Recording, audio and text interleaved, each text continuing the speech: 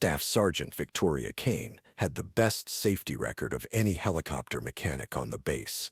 For 6 years, pilots specifically requested her because they trusted their lives to her expertise.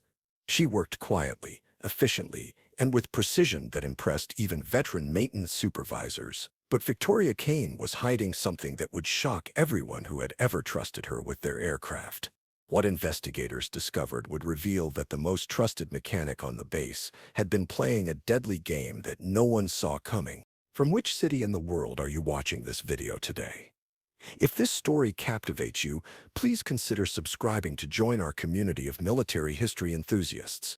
The morning maintenance briefing at Fort Campbell Army Base began at 0630 hours sharp, with Staff Sergeant Victoria Kane taking her usual position at the back of the hangar conference room. She carried a worn leather notebook filled with meticulous maintenance schedules and technical specifications, her uniform pressed to perfection despite having arrived an hour before her shift to conduct preliminary inspections on 3 Black Hawk helicopters scheduled for combat missions later that day. Victoria's reputation among the helicopter maintenance crew was legendary. In 6 years of service at Fort Campbell, she had never had a single aircraft returned for mechanical issues after her work was complete. Her maintenance logs were flawless. Her attention to detail was extraordinary, and her technical knowledge surpassed mechanics with twice her experience. Pilots would specifically request that Victoria perform final inspections on their aircraft before critical missions, knowing that her approval meant they could focus entirely on their operational objectives without concern for mechanical reliability. Chief Warrant Officer Martinez concluded the briefing by assigning maintenance priorities for the day's flight schedule. 3 helicopters required routine service between missions, 2 needed engine diagnostics following unusual vibration reports, and 1 aircraft was scheduled for a complete overhaul after accumulating maximum flight hours since its last major service interval. Victoria accepted her assignments with the same quiet professionalism that had characterized her entire military career. She would begin with the routine maintenance tasks, complete the engine diagnostics using her specialized training in helicopter propulsion systems, and finish with preliminary work on the aircraft scheduled for overhaul. Her timeline was precise, her methodology was systematic, and her results were consistently exceptional. But as Victoria walked toward the first helicopter on her maintenance schedule, she was thinking about far more than routine mechanical procedures.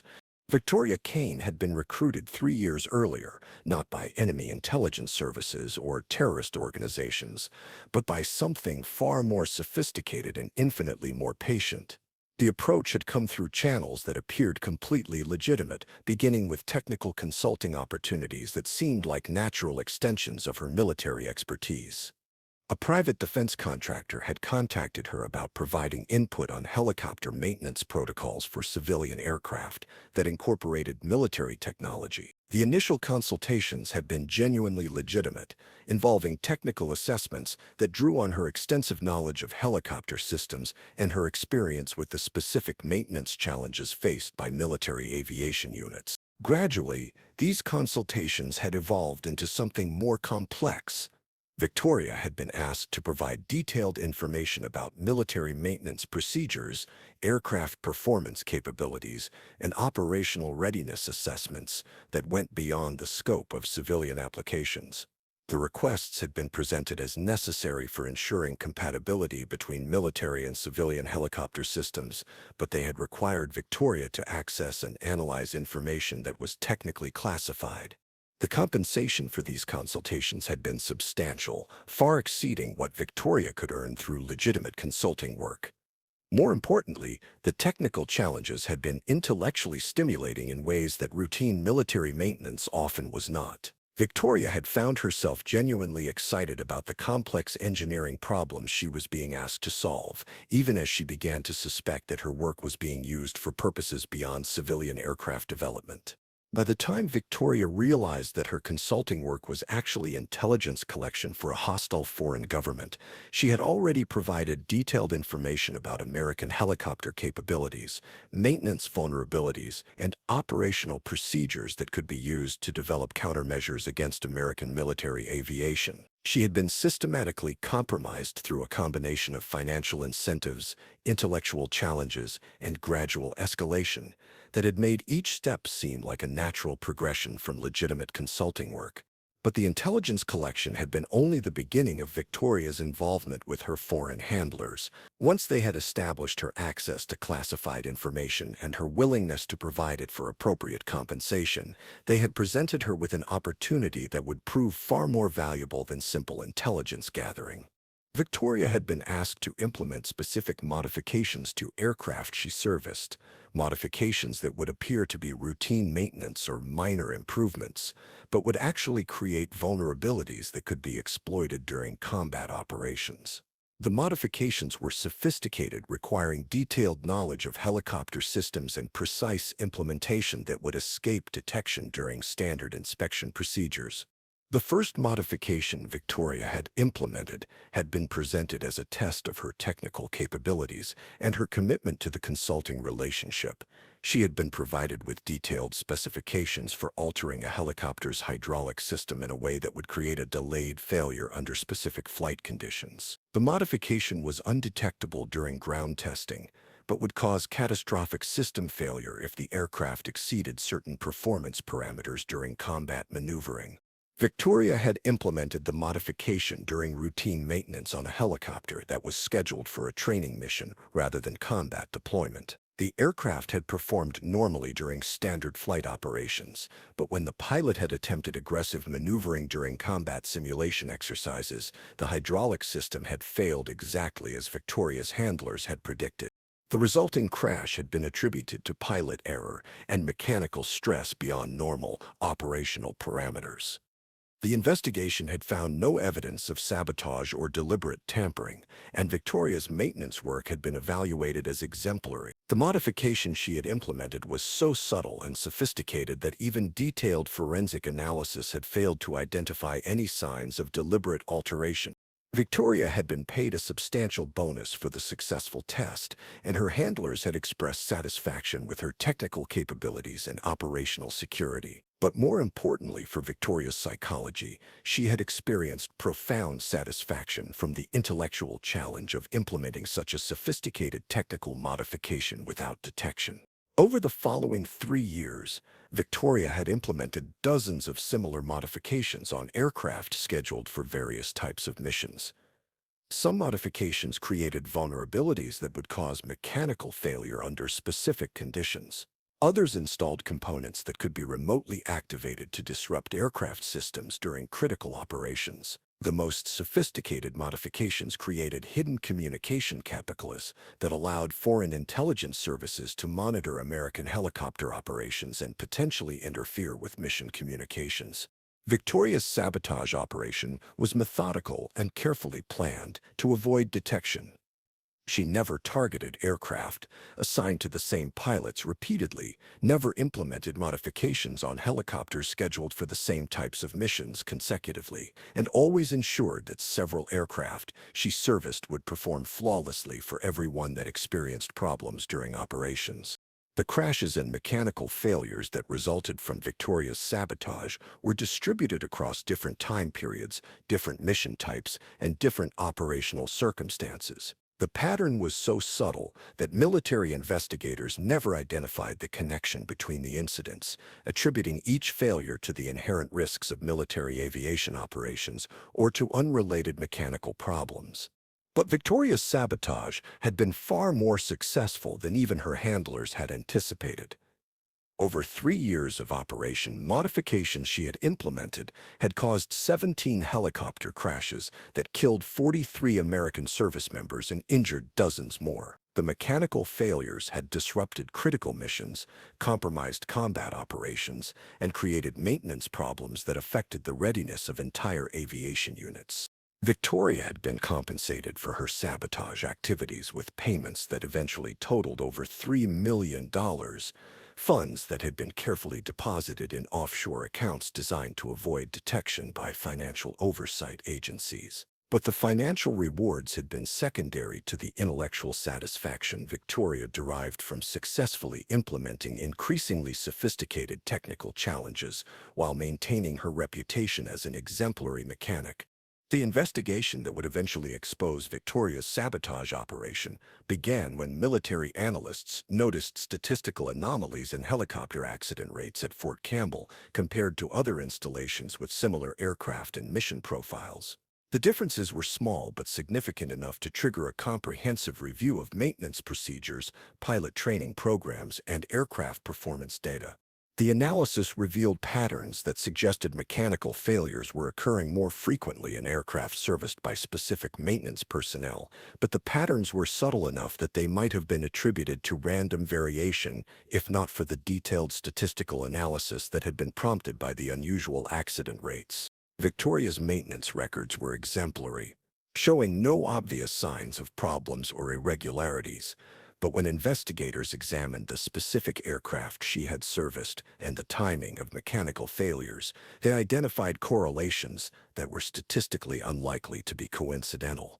The investigation expanded to include detailed forensic analysis of crashed aircraft, examination of maintenance procedures and documentation, and surveillance of personnel with access to the helicopters that had experienced mechanical failures.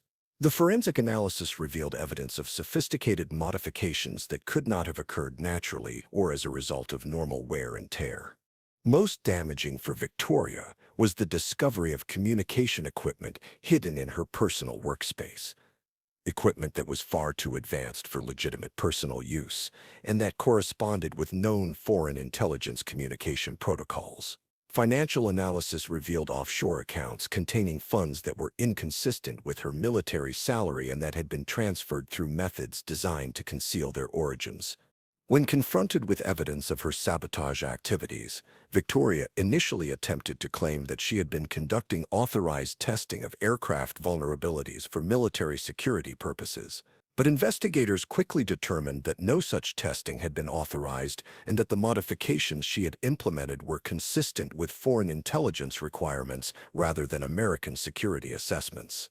Victoria's interrogation revealed the full scope of her sabotage operation and the sophisticated methods her handlers had used to recruit and direct her activities. She provided detailed information about the technical specifications she had been given, the compensation she had received, and the communication methods she had used to coordinate with foreign intelligence operatives. The psychological evaluation conducted during Victoria's detention identified her as having a personality profile that made her vulnerable to recruitment by hostile intelligence services. She displayed above-average intelligence combined with a need for intellectual stimulation and recognition that had not been fully satisfied by routine military maintenance work. Her lack of strong ideological convictions had made her susceptible to financial incentives, while her technical competence had made her valuable to operatives who needed someone capable of implementing sophisticated sabotage operations.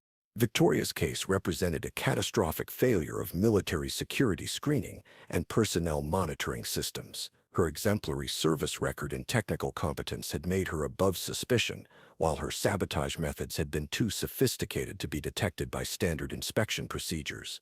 The investigation into Victoria's network led to arrests and prosecutions of several foreign intelligence operatives who had been operating in the United States. But the damage she had inflicted over 3 years of sabotage operations could not be undone. The aircraft modifications she had implemented had killed American service members, compromised military operations, and created vulnerabilities in American helicopter systems that required extensive remediation efforts. Victoria Kane was convicted of multiple counts of sabotage, espionage, and murder in connection with the deaths of service members killed in crashes caused by her modifications. She was sentenced to life imprisonment without the possibility of parole, a sentence that reflected both the severity of her crimes and the ongoing security risks she would represent if ever released. The military implemented comprehensive reforms to helicopter maintenance procedures following Victoria's conviction, including enhanced background screening for maintenance personnel, improved oversight of aircraft modifications, and advanced detection systems designed to identify unauthorized alterations to aircraft systems. But the psychological impact of Victoria's betrayal continued to affect personnel who had worked with her and pilots who had trusted their lives to aircraft she had serviced. The revelation that their most trusted mechanic had been systematically sabotaging aircraft while maintaining the appearance of exemplary performance was devastating for unit morale and trust in maintenance procedures. Victoria's case became a classified study in the vulnerabilities of technical personnel to recruitment by hostile intelligence services and the potential for trusted insiders to conduct devastating sabotage operations while maintaining perfect cover identities. Her story served as a cautionary tale about the need for continuous vigilance and comprehensive security measures, even regarding personnel with exemplary service records. Years later, investigators continued to discover aircraft that Victoria had modified but that had not yet experienced failures, requiring extensive inspection and remediation efforts to identify and correct sabotage that might not manifest problems for months or years after implementation. The long-term impact of her 3-year sabotage operation affected aircraft readiness and maintenance procedures at multiple installations. Victoria Kane remained in federal prison, serving multiple life sentences with no possibility of release. Prison officials noted that she continued to display the same intellectual curiosity and technical competence that had made her an exemplary mechanic, but showed no remorse for the deaths her sabotage had caused or understanding of the moral implications of her actions. Occasionally, military investigators would interview Victoria about technical aspects of her sabotage methods or about other potential operatives who might be conducting similar activities. She provided information when it served her interests, but maintained that her actions had been justified by the intellectual challenges and financial rewards her handlers had provided. The helicopter maintenance community eventually moved beyond the scandal of Victoria's sabotage, but her case remained a permanent reminder that the greatest threats to military aviation safety sometimes came from the people who were most trusted to maintain aircraft reliability. Her story became required reading in military security training programs designed to help personnel identify and report suspicious activities by their colleagues.